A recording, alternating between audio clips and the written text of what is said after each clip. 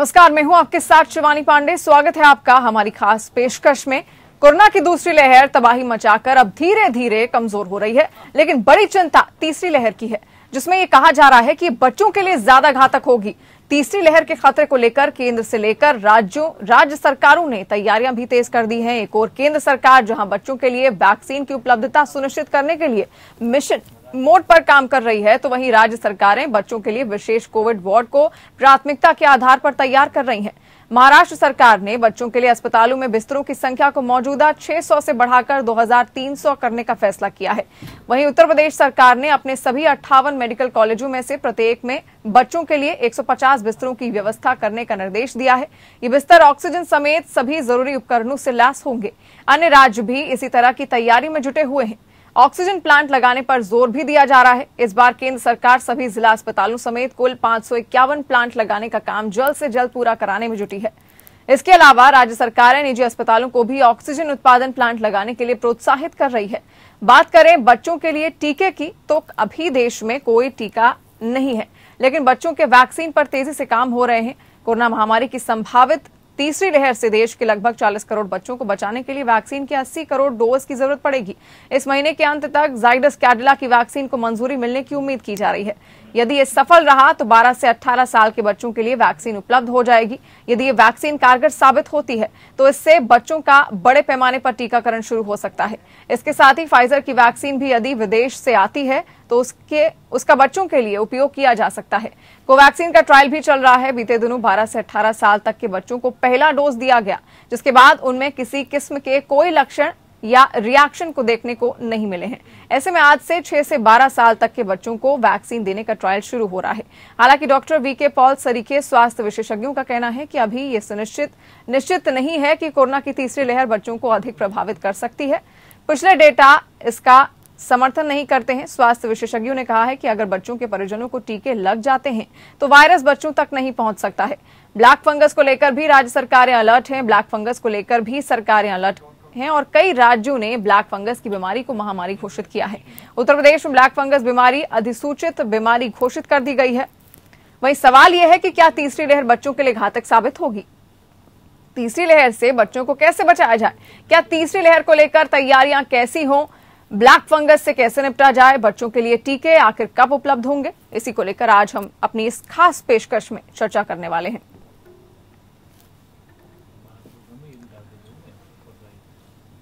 हालांकि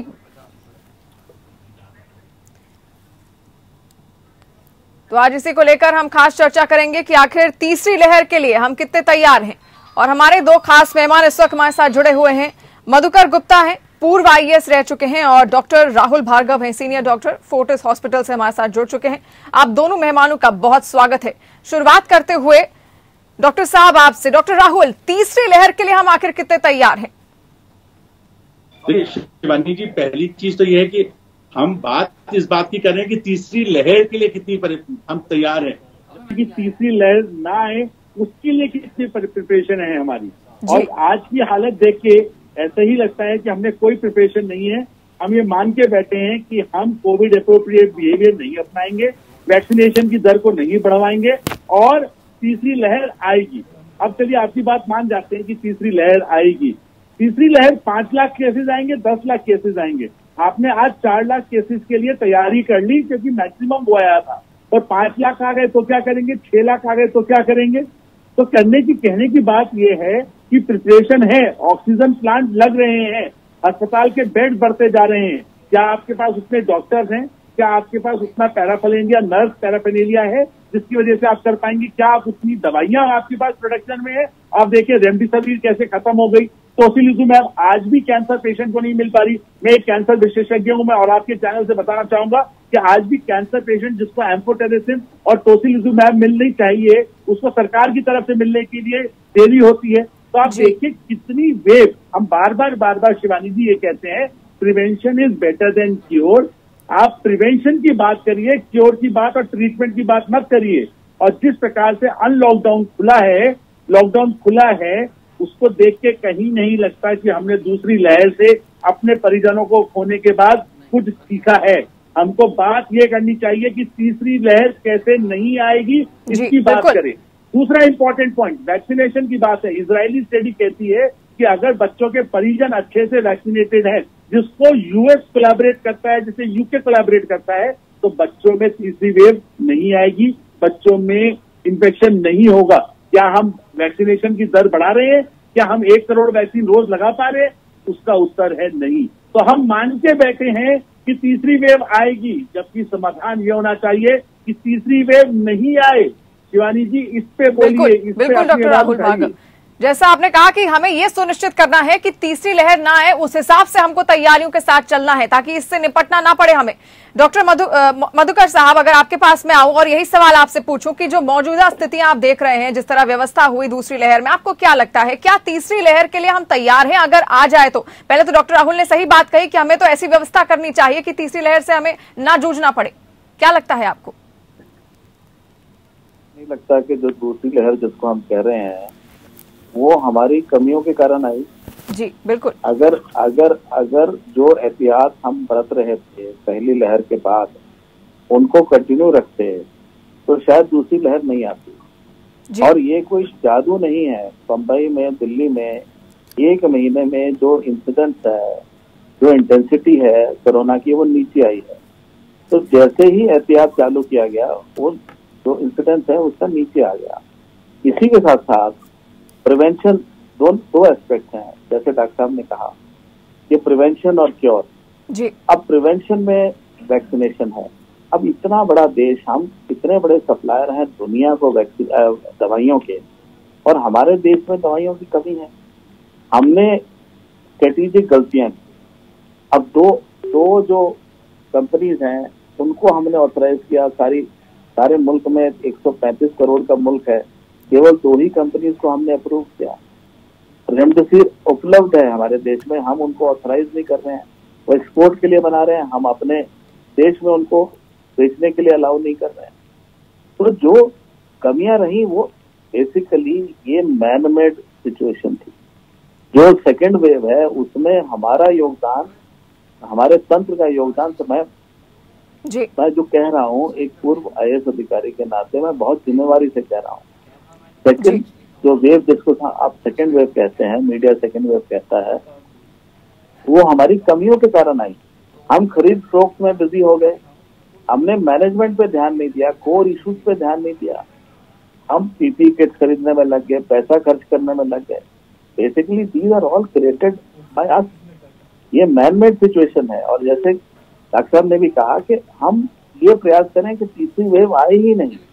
और दूसरी, इसमें एक चीज और ध्यान रखने वाली बात है कि ये जो अननेसेसरी अलार्म है वो इसलिए भी आवश्यक रहेगा क्योंकि इसमें एक व्यवसायिक दृष्टिकोण भी है। जो दवाइयां बनाने वाली कंपनियां हैं वो भी चाहेंगे कि लोग डरें, उनमें भय का वातावरण पैदा हो ताकि वो अपनी वैक्सीन को और बेच सके।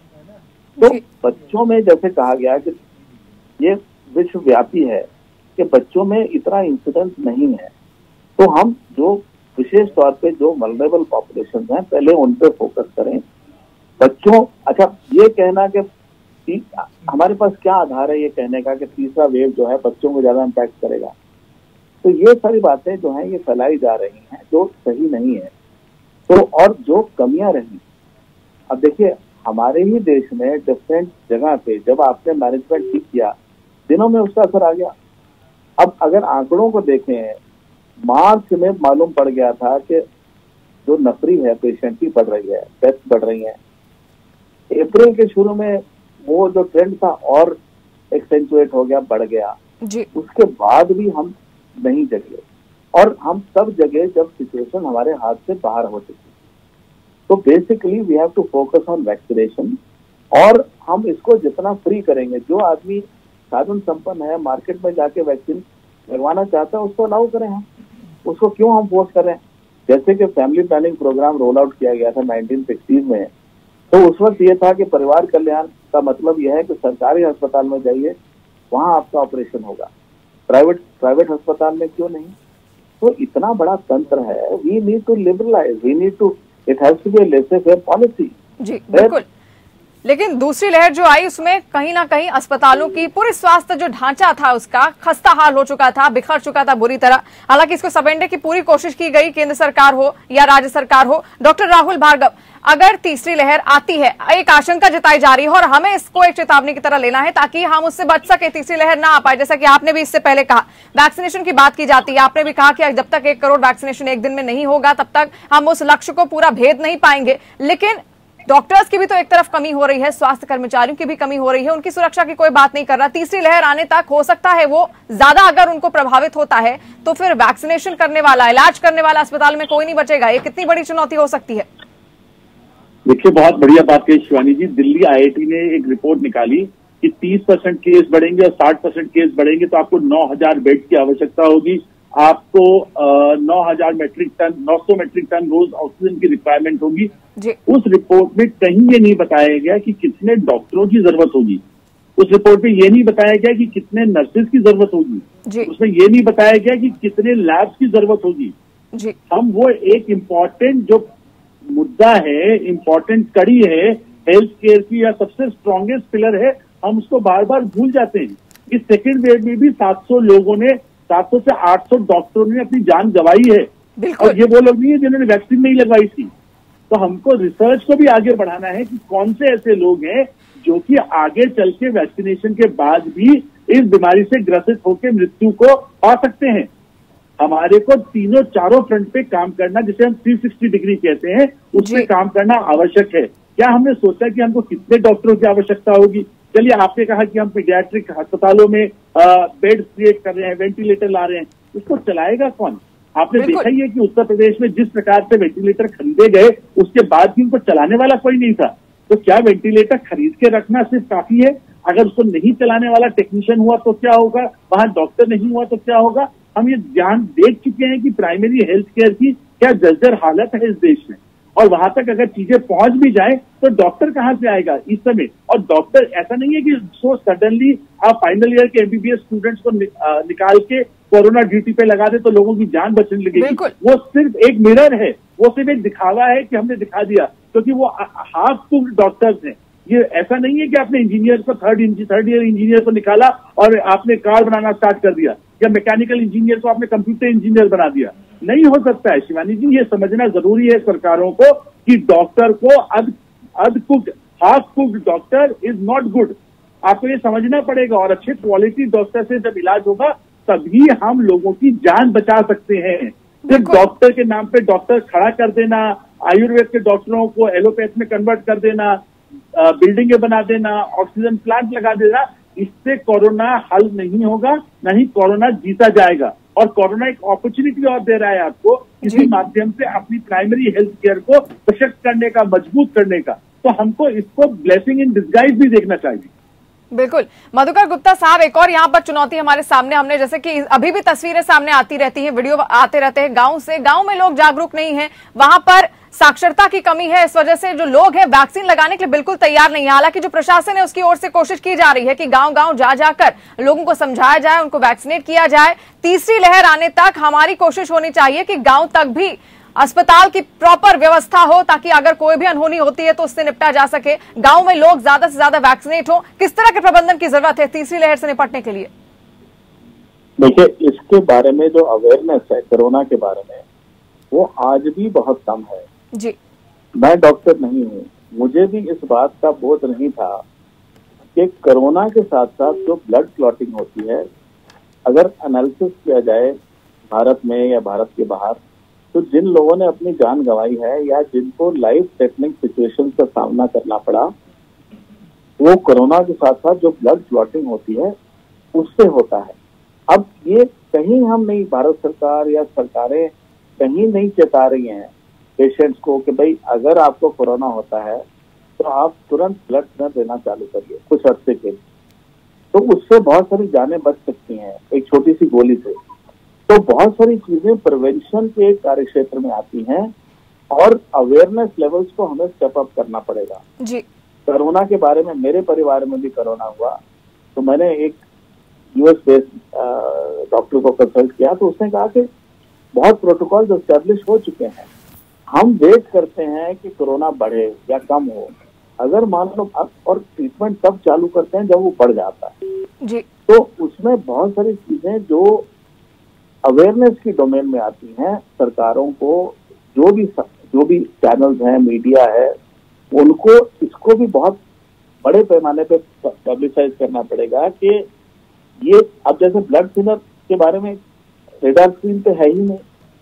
आप बताइए कितने चैनल्स हैं, कितने मीडिया हाउसेस हैं या कितने इदारे हैं जो इस बात के लिए लोगों को चेता रहे हैं कि भाई आपको ब्लड थिनर लेना चाहिए। बहुत सिंपल बात है, पर नहीं।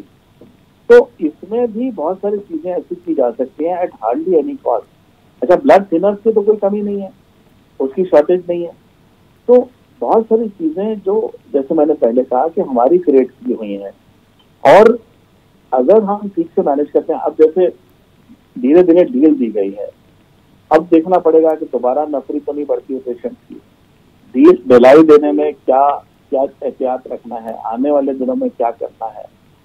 तो आई थिंक जैसे जैसे हम वैक्सीनेशन को रैप अप करते हैं, और वैक्सीनेशन भी जो वल्नरेबल सेक्शंस हैं उनको बढ़ाते हैं, डोर टू डोर करते हैं, जो भी हम कर सकते हैं। ऐसा नहीं है, हमारे पास साधनों की कमी इतने बड़े देश में नहीं है। Only thing is we have to be more innovative, we have to be creative, और जो साधन हमारे पास हैं उनका भरपूर और तीव्र गति से उसका इस्तेमाल हमें करना चाहिए। अभी तो इम्पोर्ट करने में भी कोई अगर जरूरत पड़ती है, इम्पोर्ट करने में भी कोई प्रॉब्लम नहीं है। आज की डेट में बहुत सारे लोग ये कहते हैं कि हमने ऑक्सीजन सिलेंडर या ऑक्सीजन जनरेटर इम्पोर्ट कर लिए हैं, लेने वाले नहीं है, जरूरत नहीं है। तो हॉस्पिटल बेड्स की हम कैपेसिटी बढ़ा रहे हैं, पर ऐसा ना हो कि हम 3 महीने में कहें कि साहब हमने बढ़ा लिया, उसका यूज नहीं हो पा रहा है। तो वो सिचुएशन ना आए, वो हम प्रयास यही करें कि उन बेड्स की आवश्यकता नहीं पड़े। बिल्कुल, ये जरूरी है कि अगर हमने जो तैयारियां की भी हैं वो बर्बाद भी ना हो और हमारा काम भी हो जाए। डॉक्टर राहुल भार्गव, जिस तरह से वैक्सीनेशन हो रहा है, अभी तो ट्रायल ही चल रहे हैं बच्चों की अगर बात की जाए, और तीसरी लहर में बच्चों के ज्यादा संक्रमित होने की आशंका जताई जा रही है। ऐसे में क्या हम तीसरी लहर अगर आती है तो क्या बच्चों को हम वैक्सीनेट कर पाएंगे या फिर नहीं, और क्या तीसरी लहर में बच्चे और खासतौर पर डायबिटीज के जो पेशेंट्स हैं, ब्लैक फंगस को लेकर जो चर्चाएं चल रही थी, ये एक बड़ी चुनौती बन सकती है तीसरी लहर के लिए? बिल्कुल, देखिए, अगर जब तक वायरस बहुत ज्यादा तेजी से म्यूटेट नहीं होता, जिसे हम एंटीजेनिक ड्रिफ्ट कहते हैं, तब तक इतनी बड़ी सुनामी नहीं आएगी, ऐसा हमारा पर्सनल व्यक्तिगत विचार है। बट आप मान लीजिए आएगी भी, तो वो इसलिए आएगी क्योंकि हमारे एडल्ट वैक्सीनेटेड नहीं होंगे। देखिए शिवानी जी, अपने दर्शकों को ये समझना जरूरी है, वायरस कोई ऐसा नहीं है जो आधार कार्ड देख के कहेगा कि 12 साल के बच्चे को करूंगा, 16 साल के करूंगा और 19 साल के नहीं करूंगा। उसका चर्चा ये है, इस बार भी 8,000, 10,000, 15,000 बच्चे इन्फेक्ट हुए हैं। इसका मतलब ये था कि घर से हम जैसे, आप जैसे लोग, माँ बाप अपने लेके गए उनके पास और बच्चों को इन्फेक्ट किया है। तो इम्पोर्टेंट चीज शिवानी जी ये समझना आवश्यक है कि बच्चों में इन्फेक्शन तभी होगा जब वैक्सीनेशन एडल्ट का पूरा नहीं होगा। जब तक अगर हम उस वैक्सीनेशन की दर को नहीं बढ़ाते, तब तक सारे बच्चे एक वर्नेबल ग्रुप में हैं, और अगर होते हैं तो बच्चे भी सिक हो सकते हैं। हमने देखा है, यूएस में भी देखा है और इंडिया में भी देखा है, जिसे एडोलेसेंट बच्चे कहते हैं, 14 से 18 साल वाले हैं, वो वेंटिलेटर पे भी गए हैं। तो इसीलिए हम जब ये कहते हैं कि सिर्फ बच्चों में होगी, तो मैं दर्शकों को ये बताना चाहता हूं, अगर बच्चों में होगी तो वो व्यापक तरीके से पूरी सोसाइटी में भी फैलेगी। ऐसा नहीं होगा कि सिर्फ अकेले बच्चों में होगी। ये समझना आपको सबसे ज्यादा प्लीज आवश्यक है, इस बात को ध्यान रखिएगा। तो बच्चे सुरक्षित तब तक हैं जब माँ बाप सुरक्षित हैं और वो पार्क वगैरह में नहीं जा रहे, स्कूल नहीं जा रहे, बच्चे सुरक्षित हैं। इस बार भी एडल्ट व्यस्त लोग अपने घरों में कोरोना लेके आए, जिसकी वजह से बच्चों को हुआ। पहली बार भी मेरे बच्चे को हुआ, दूसरी बार भी बच्चे को हुआ। 15 साल का बच्चा है, 2 बार कोरोना होने के बाद दोनों बार माइल्ड तरीके से निकल गया। ये भी बात पक्की है कि 90-95% में बच्चों में भी कोरोना माइल्ड तरीके से जाता है। बट जो डायबिटिक हैं, जो ऑटिस्टिक हैं, जिनको परेशानियां हैं, जो बाकी और परेशानियों से जूझ रहे हैं, कैंसर से जूझ रहे हैं, मैं क्योंकि कैंसर विशेषज्ञ हूं, तो उन बच्चों में वो हमेशा रिस्क फैक्टर में रहेंगे। उनके अराउंड घेरा बनाना आवश्यक है। ये बात समझना बच्चों के लिए और अभिभावकों के लिए जरूरी है। 5 साल से 18 साल के बच्चों को ट्रेन करना आज ही से, मास्क कैसे पहनना है, दूरी कैसे मेंटेन करनी है, क्योंकि कभी ना कभी तो शिवानी जी स्कूल खुलेंगे। आज भले ही हम जून में बैठे हो, दिसंबर जनवरी में आपने सोचा कितनी बड़ी मनोवैज्ञानिक प्रॉब्लम है बच्चों में कि हम स्कूल नहीं खोल पा रहे। तो कभी ना कभी अगर हमें स्कूल खोलना है, 1 करोड़ रोज वैक्सीन लगाना है, 45 से 50 करोड़ लोगों को अगले 2 से 3 महीने में दोनों टीके, पहले हम एक टीका बोलते थे, अब बोले दोनों टीके लगा के रिंग बनाना है, वायरस की चेन को तोड़ना है, क्योंकि हम जानते हैं more the virus more it multiplies more it mutate. बिल्कुल, बहुत सही बात आपने कही डॉक्टर राहुल भार्गव। अगर बच्चों को बचाना है तो सबसे ज्यादा सुरक्षित खुद उनके माँ बाप को होना चाहिए, और ये बेहद जरूरी है क्योंकि तीसरी लहर में ये आशंका जताई जा रही है, केवल आशंका हम कह रहे हैं, क्योंकि तीसरी लहर से हम बच भी सकते हैं अगर प्रबंधन उस हिसाब से हो, जैसा कि डॉक्टर राहुल भार्गव ने भी कहा और मधुकर साहब ने भी कहा था। आप दोनों मेहमानों का बहुत शुक्रिया हमारे साथ जुड़ने के लिए। मधुकर गुप्ता साहब आपका भी बहुत शुक्रिया, डॉक्टर राहुल आपका भी बहुत शुक्रिया। तो आखिर तीसरी लहर के लिए हम कितने तैयार हैं, इसको लेकर हमने चर्चा की, और जैसा कि डॉक्टर राहुल ने भी कहा, बहुत जरूरी है अगर आपको अपने बच्चों को सुरक्षित रखना है तो आपको खुद को पहले सुरक्षित रखना होगा। और इसी के साथ मास्क पहने, सोशल डिस्टेंसिंग का पालन करें, कोरोना की जितनी गाइडलाइंस हैं उनका पालन करें, तभी हम कोरोना को मात दे पाएंगे। इसी के साथ इस खास पेशकश में इतना ही। धन्यवाद।